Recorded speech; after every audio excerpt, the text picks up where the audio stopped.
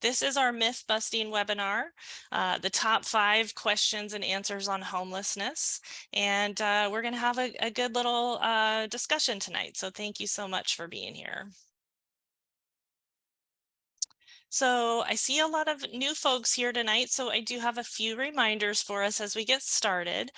First, the only people that you will see and hear are myself and my co-host with me tonight, Griffin Bach, who will be helping us with our technology. Thank you so much, Griffin. Appreciate you being here. This webinar is going to be a little bit different from our usual format, and we hope that you enjoy it. We will be recording this webinar like always, and we will send it out afterwards. And it can also be seen on our website at any time after this next week or so when we get it put up there. And a short survey is going to appear in your browser after our webinar tonight. So we really do appreciate you filling it out, as it really does help us plan our topics and it keeps us accountable to what questions are on your minds.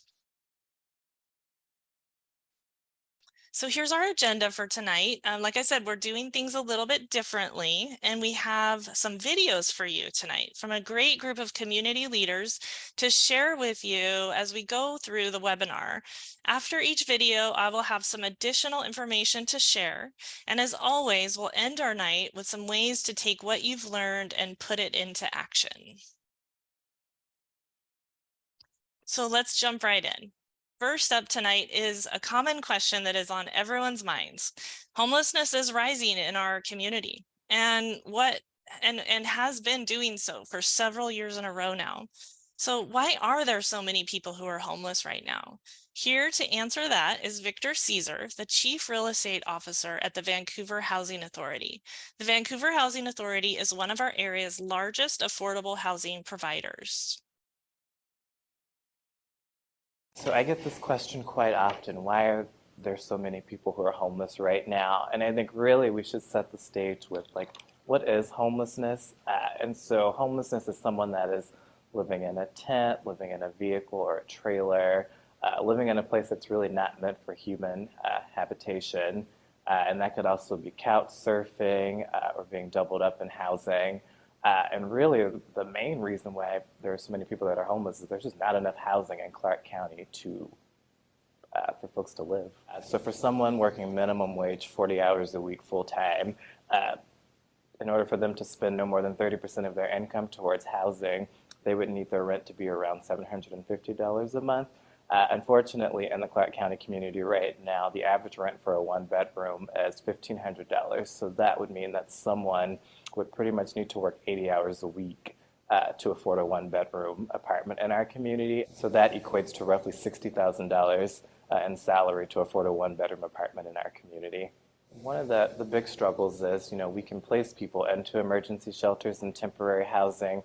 However, back to the original issue, there's not enough housing in Clark County. So once we place them in temporary housing or temporary shelters, there's no place, because really the ultimate goal is to get them into a permanent housing option. And so when there's no place for them to go, they sort of just circle through the cycle again, and they end up typically back where they were before they entered into that temporary housing solution. I would say another factor that's led to an increase in homelessness in our community is the pandemic. A lot of folks experienced job insecurity during that time, and some of the metrics that we have found that in 2022, a lot of folks that touched our homeless response system, this was their first time experiencing homelessness, which shows that there's just new people falling into homelessness in our community. So sometimes folks who are experiencing homelessness will use substances to honestly cope with, the lack of food, to suppress hunger, to stay awake so that they can stay alert out on the streets, because it is dangerous out on the streets. And so a lot of times substance abuse is really a coping mechanism for folks experiencing homelessness and not the cause of why they ended up in homelessness. And I think there's a statistic that shows that most people in our community are one traumatic event away from becoming homeless. So you could be living, rent to rent, paycheck to paycheck, and then, a car breakdown or, a medical issue comes up, and that could be the trigger that puts you into homelessness.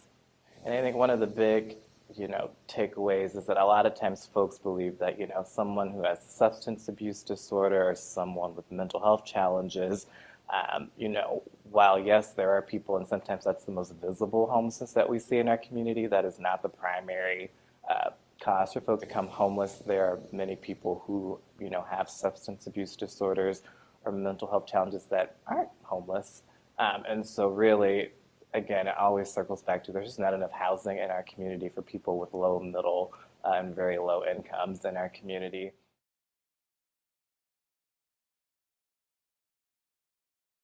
So, wow, you have to earn a lot to afford a one-bedroom apartment in this community. And interestingly enough, we can fairly accurately predict how much homelessness will increase based on how much rent goes up. For every $100 per month in rent increases, homelessness increases by about 9%. And we've seen that here. In fact, rents have increased an average of about $300 a month since 2020 in Clark County. For many of the people that we have served at Council for the Homeless, it's even more than that.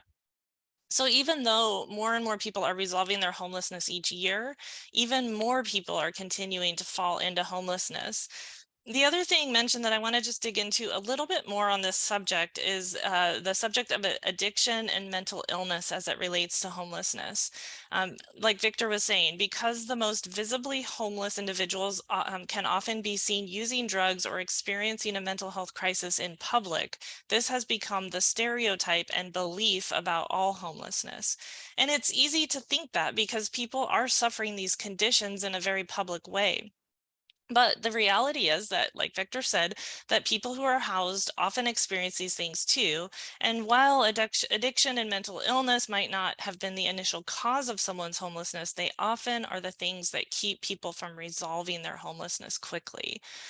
As you can imagine, the longer someone is homeless, it becomes more traumatic and it takes its toll on a person's mental health, and substance use does become, unfortunately, a way of coping and surviving for people who are living outside, like Victor mentioned.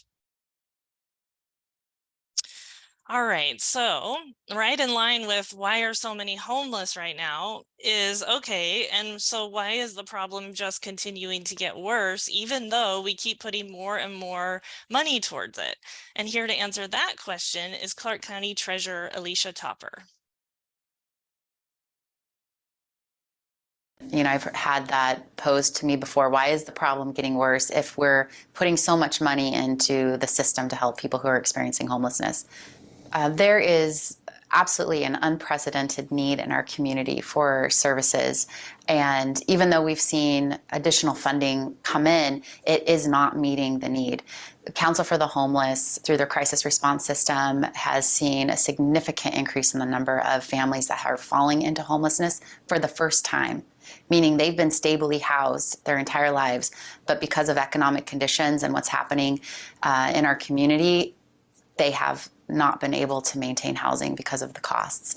And we're just so fortunate to have funding available to help bridge that gap, either through prevention rental assistance or to help people rapid rehouse and get into housing so that their experience of homelessness is short and a one time. So the funding is being used very well, and I think the need is just so great that we need to continue to look for sources of funding in order to make sure that the people who are experiencing homelessness that we see on the street and those that we don't see isn't 10 times that. We are doing a very good job in Clark County with the resources we've been provided. Yes, we've seen an infusion of funding because of ARPA funding and because of the COVID pandemic, but with all of that is coupled with increased costs, increased population growth, and really just the inability for people to find a place to live. So the funding that we really critically are focusing on is just that immediate need. People that are in crisis and that need to be housed because of various reasons that may be impacting them at that time. So the funding sources may sound like a ton of money, but when you start dividing it amongst those immediate needs and intermittent areas that may need focus, and then that long-term permanent housing, the money doesn't go as far as we think it might. In addition, the cost to provide services also becomes more expensive with time.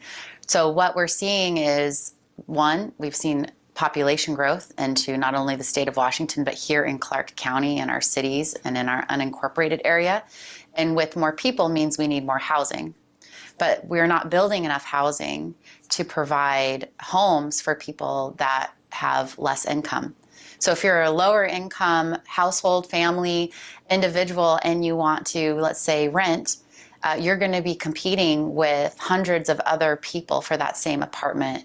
You're putting forward money for application fees. You're having to come up with first and last month's deposit, all while trying to make ends meet and pay for groceries. So those individuals who would be buying their first home and moving out of an apartment can't. So they're staying in the apartment, and those that are looking to move out of their home, or they're doubling up or tripling up and they want to get their own place, they can't find a place to rent because we're not seeing people push through that system of rental to home ownership and then upgrading eventually once you've built equity in your home. So there's a backup in the pipeline for housing. I mean, imagine what it would look like if we didn't have that funding available and we weren't able to help bridge that gap between what someone can afford for rent just to keep them in their home, and that they had to experience homelessness and live in their car, or live on the street, or live in a tent. So those are the things that we need to remember. We may be seeing increased homelessness, there may be increased homelessness, but it would be even worse if we didn't have the funds available to help assist the families that need it and the individuals who need it. So as you heard from Treasurer Topper, rents are just too high. And I think we all know that by now, right? And there's not enough housing. And all the while, the cost of providing services has only increased. As we all know, our dollars these days go less far, and that includes for homeless services in our community. And the need is just overwhelming. There's just no getting around that. Continued impacts of the pandemic, the health and job loss that has happened has only exacerbated income inequality and continues to disproportionately impact people who earn less. This has led to an overwhelming need amongst the most vulnerable members of our community. And solutions take time. The permanent housing solutions require more investment to take them to scale and have a lasting impact. And it takes time to build affordable housing, get people moved in, and evaluate outcomes in the months and years following. All right. So another question that comes up a lot is around getting a job. Why don't people just get jobs and work their way out of homelessness? We know that there's a lot of great things about work, that the dignity and autonomy that it provides to people, and but it's a little more complicated than that when you're experiencing homelessness. So here to answer that is Miriam Halliday, the CEO of Workforce Southwest Washington. It's important when we're thinking about an individual's situation to take in the broader context. And here at Workforce Southwest Washington, for us, that's the local economy, the labor market that we all work, play, live in. And when we're looking at the jobs that exist, the occupations that are the most in demand in our region, 8 out of 10 of those actually do not provide a wage that allows for a family or an individual to be self-sufficient. Self-sufficiency we would define as the ability to make your ends meet, including childcare costs, housing costs, healthcare costs, transportation or gas. And when you then think about, well, what jobs exist in our region, and then how are those accessible, or how are they accessed by individuals who are working, there's a mismatch. So I think that's really important because it gives some context as to what actually exists for folks for economic opportunity in our region. The idea of looking for work just generally is daunting. It takes time, especially if you're already working a job, 1 or 2 jobs, to make ends meet. And on top of that, when you're struggling with finding safe storage or a place to take a shower and get ready, or do your laundry and get ready for an interview, there's a lot of challenges that one would face then to be able to compete, I guess, in our labor market. And so I think, the costs of looking for work that is really our most valuable cost, which is time. It's our most valuable resource. But also being able to tell your story in a way that is strength-based is tremendously more challenging than when you're struggling with all of these other barriers. When someone's unhoused, the reality of looking for another job or a job is incredibly stressful, and is incredibly difficult, as it is for anyone who's even just has stable housing. You know, it entails some needing to show up at a certain time, needing to look a certain way, and to be able to sell yourself. And when you're in a state of crisis, that's incredibly difficult to be able to do, and is really a requirement for looking for work generally. I'll also say too, a lot of folks are working already, one or two jobs. And so to be able to take time off from a job and then be able to go interview at another, is also incredibly difficult. Having the time and the mental capacity to be able to consider, what job do I want? What schooling do I need? A lot of the jobs that are out there that do provide a livable wage require some sort of educational attainment as well. And so then there's this idea of training that's necessary, going to your local community college or a training facility, all of which take time. And when you're considering showing up to a class or to an interview as well, having a space to be able to store your belongings, being able to, if you have an animal, find care for that animal, all of these things take time, which is a really valuable resource for everyone, especially those who have unstable housing. So, as you heard from Miriam, being homeless creates a lot of challenges when someone's looking for work. I don't think it's hard for us to imagine that. Going through a job search and application process is stressful and time consuming for folks who have stable housing, but it's just exponentially more difficult for someone who is homeless. The amount of time it takes for someone who is homeless to just meet their basic needs that people who are housed do is, exponentially longer. And imagine trying to carry yourself into an interview with the mindset of selling yourself and your qualifications while experiencing homelessness. I mean, like Miriam said, it's daunting to say the least. So getting stably housed where a person can meet basic needs sets the foundation for a successful job search, education, and employment journey.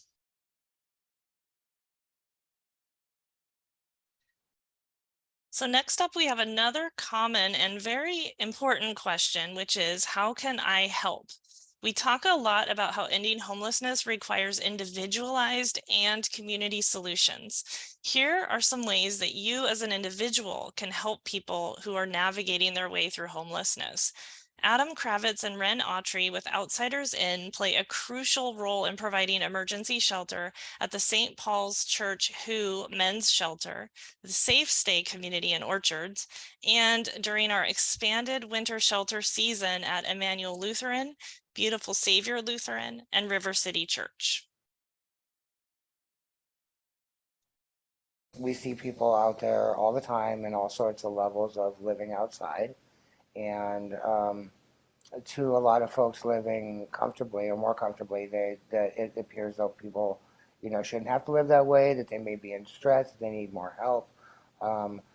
When we know people are in an emergency situation, we should call 911. And of course, if we feel like someone's in a mental health crisis, we have overnight 2 mental health teams right now, or maybe even 3 crisis teams and 2 of them are overnight now. So 24/7, we should be able to call someone for a mental health crisis. We can call people if there's criminal activity. But then homelessness and uncomfortableness and there's the coordinated outreach team from the Council of the Homeless. They can help get outreach people to respond to folks. There's other ways to help where dig into an organization and volunteer. Meals are needed more than ever in all the places.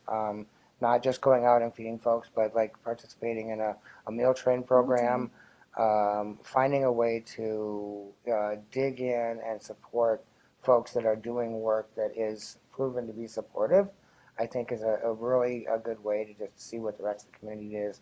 And for us, it's always about building community on all sides of it. We want to help, that we're seeing the symptom of some bigger problems. We've got a lot of intersecting crises happening from housing and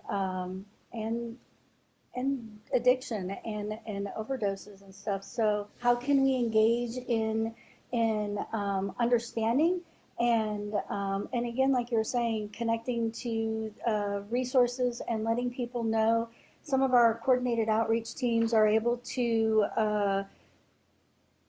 build those relationships more safely, and they have understandings of what the actual phone numbers and connections on who you know how it goes, because sometimes beds aren't immediately available. I think the magic of what we do is that we're able to take folks literally from homelessness and put them to work. You know what? 1 out of 10 graduates comes back and wants to work and is putting that application in before they're even leaving here. And I think that kind of sets the tone about our culture and our giving culture. And I think that's where those volunteers and community cooks, it's like from their home kitchen to our hospitality room here is, meals from home. And then folks who bring it, sometimes they're comfortable and staying and they want to help serve, and then some of them might not be, and they've been cooking all day, and that's okay. The folks that do come back to work for us are drawn to it, and it's like, and when we ask them what draws you to this kind of work, and a lot of times they say, I've seen the goodness out of the pain that it is, and I want to be able to help tell somebody that you got hope to do something better. We rely on our small reoccurring donors, and we do take donations, so contact us about certain things and certain items. Bigger way, it feels smaller, but it's bigger, is those opportunities for advocacy and having those conversations with your lawmakers, local or state or even federal, and understanding that this is a crisis of housing need, of budgets, and our lawmakers need to know that this is something that is important to you.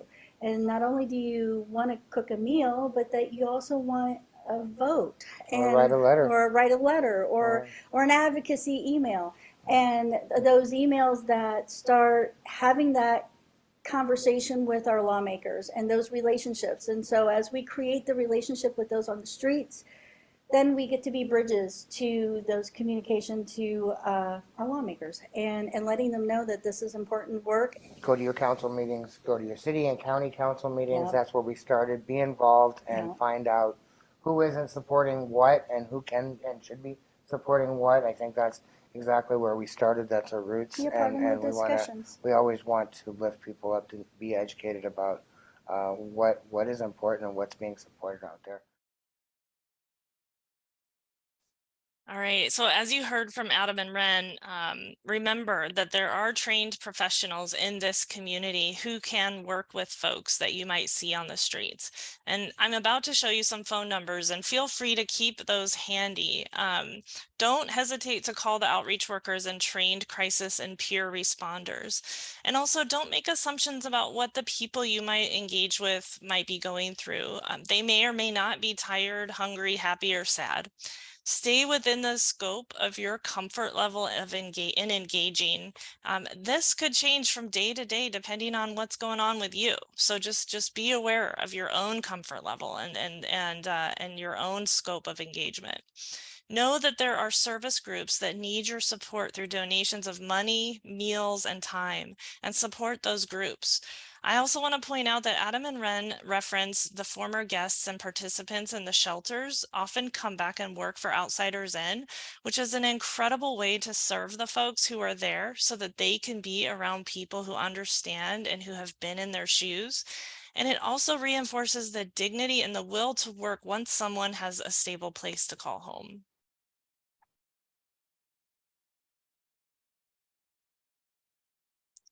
So I want to just put this out there for folks.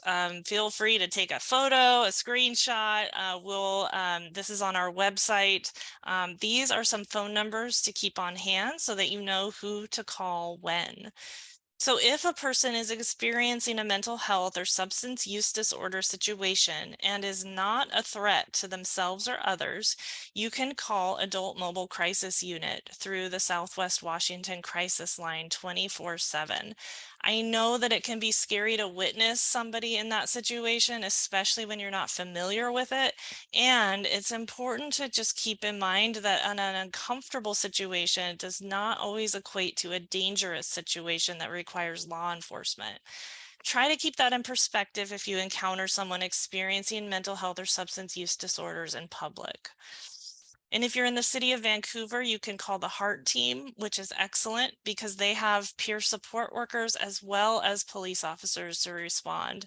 Um, Another good option, if you see someone spending time in a certain area pretty regularly, you can notify a coordinated outreach worker. You can leave a voicemail or send an email, and an outreach worker from one of several different agencies will come out and talk to the person and just try to get them connected to basic needs, emergency shelter if it's available, and eventually long-term solutions to help resolve their homelessness. Coordinated outreach team members will respond to voicemails and emails within 24 to 48 hours.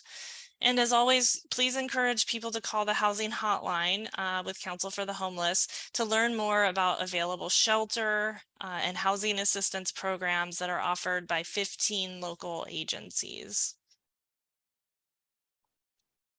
So Adam and Ren have helped us understand what we can do as individuals to help someone who is homeless. But as we all know, ending homelessness takes a community. So here we have Cecily Finney-Jones, Executive Director of Council for the Homeless, to talk with us about that. Hello, everyone. I'm Cecily Finney-Jones, Council for the Homeless, Executive Director. The community plays a huge part in ending homelessness and understanding our homeless community and population. I think the first step is that you're even watching this webinar. You're wanting to interact, understand what the issues are, what's really going on in the community. I think it's important that the community understands that our homeless population are our neighbors. They're our brothers, they're our sisters, they're our mothers, they're our daughters, they are family. They are not just a population of people that are living on the street. Homeless people do not want to be on the street. They deserve a place to live, a place that they can call home, a place that it feels safe and is absolutely affordable for them to be there. Well, I want to say that I really appreciate that the community is getting involved by listening to this webinar and just wondering, what are the myths? You know, it's really easy to hear the rhetoric of a few people saying, well, it's because of this or it's because of that there's homelessness. Okay, whatever the because is, we need to figure out how to fix this problem. Be an advocate. Question. You know, be curious about what's happening in the community with your families and your partners. And we have elected officials that are talking about homelessness on a regular basis. We should be talking with them and making sure they understand the importance of working together as a community of elected officials, working with the community, you know, leaders to understand the problem and required to fix it. And know that your voice will be heard. You have a voice. Please use that voice and make sure your elected officials understand the importance of our neighbors, our family members, all having and deserving a place to call home. At Council for the Homeless, we believe that in order to fix such a complex issue of homelessness, that it is important to tap into the lived experience of people who have faced homelessness, who have experienced houselessness and homelessness throughout the community. We are proud to say that many of our staff have experienced homelessness, and that's why their dedication and commitment to this work, to this community, is so huge.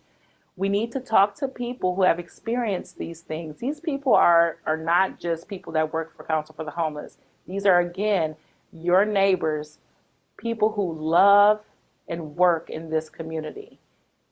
Talk with them and understand the root cause of homelessness and houselessness and how your views can impact this county.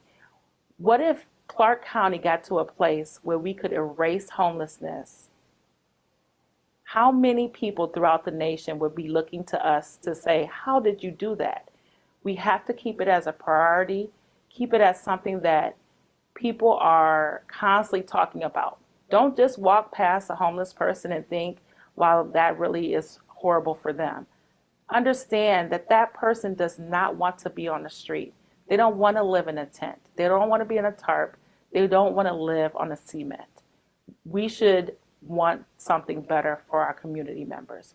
We should require something better for our neighbors. So as you heard from Cecily, we live in this community with people who do not have homes, period.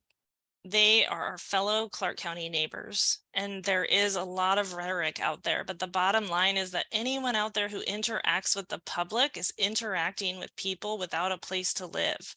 People who are living outside, who are couch surfing or doubled or tripled up, and who are living in vehicles. And everyone deserves a safe, affordable place to call home, and we are all better off when folks do have homes. We can work together to understand the realities, the facts, and dispel the myths out there.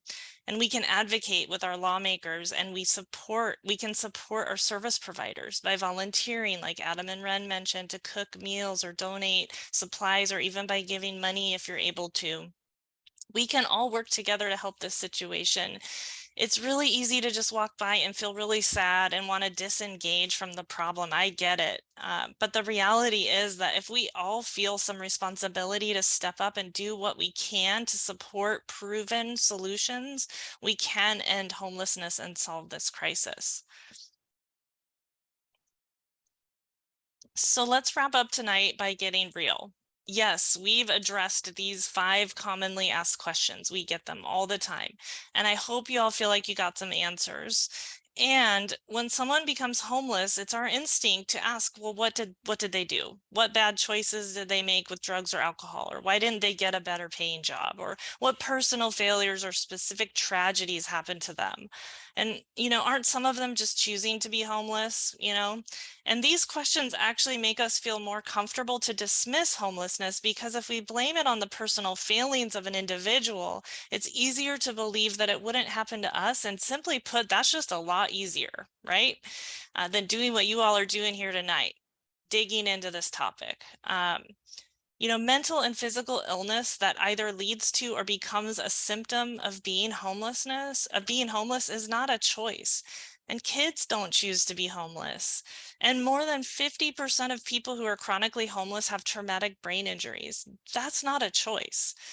And let's zoom out. The crisis that we are in, it is murky, and our ecosystem is out of balance. Housing is completely out of reach for too many people. And individual choices do play a role, and systems play a role. Social class plays a role. Ethnicity and geography play a role. But the bottom line, the fact that exacerbates all of the things related to individual choice and circumstance, is the fact that housing, the most basic of all human needs, is scarce. So this work is hard, and it requires individual and community-led solutions, political will, patience, money, time, and compassion. So here are some actions that you can take. First of all, you can sign up to receive our housing advocacy emails through Council for the Homeless on our website, and there's a link on your screen. I'll also send it out in an email after tonight, and you can sign up there. You can also sign up to receive our agency electronic newsletter, so you can stay up to date on what's going on. And we promise not to send you too many emails. There are more emails during the legislative session, but other times of the year there are a lot less as far as advocacy goes. And there are just so many ways to take action via the action alerts that we do send out during the legislative session. You can email your legislators with a click of a button. You can even weigh in on legislation in Olympia while the legislature is in session. We also love to come and speak to neighborhood and community groups, business associations, and civic clubs. So invite us to come and talk. We would love to talk more. You can also share this webinar, which will be available on our website within the next week. We'll send out a link to that as well. And as always, please share the information that you learned tonight when you hear people in your lives talking about homelessness. And as always, be kind. Please be kind to the people you see on the streets.